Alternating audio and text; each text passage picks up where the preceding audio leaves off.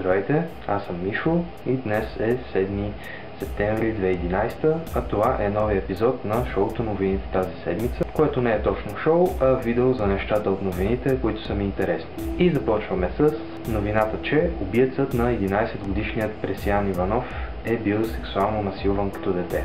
Това казва психологът Петрана Александрова, която работи по случая. По думите и задържаният Христо Христов, който вчера си призна, че е извършил деянието, не е умствено изостанал, но има проблеми в личностното си и социално развитие. Припомням, че 11-годишният Пресиян е бил открит мъртъв с 8 прободни рани в областта на врата. Окръжният прокурор на Шумен поясни, че заподозреният определено е знал какво прави и дори се е опитал да скрие следите от престъплението, като е изгорил част от тялото. Моят коментар по случая е: да, естествено, че е знал какво прави. 8 прободни рани не ги правиш ей така без да искаш. Цялата история е доста трагична и неприятна, но освен това ни показва и нещо много важно. Това, че човек е убиец, е проблем на цялото общество и означава, че явно обществото не работи както трябва, щом се появяват такива индивиди.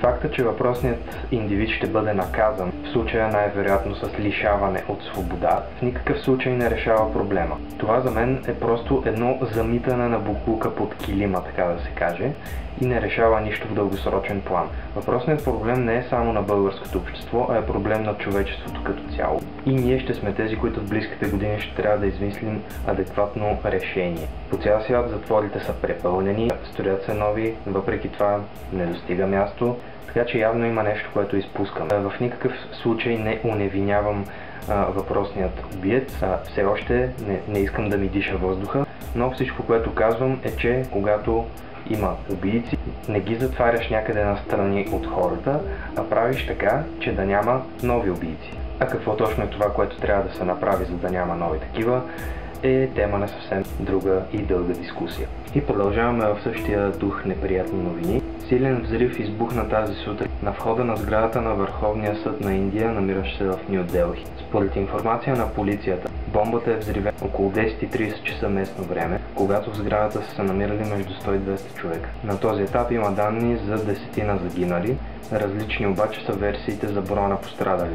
Reuters съобщава за най-малко 45 ранени, като състоянието им е изключително тежко. Вътрешният министър на Индия заявява, че това е определена терористична атака, но все още отговорника за нея не е известен.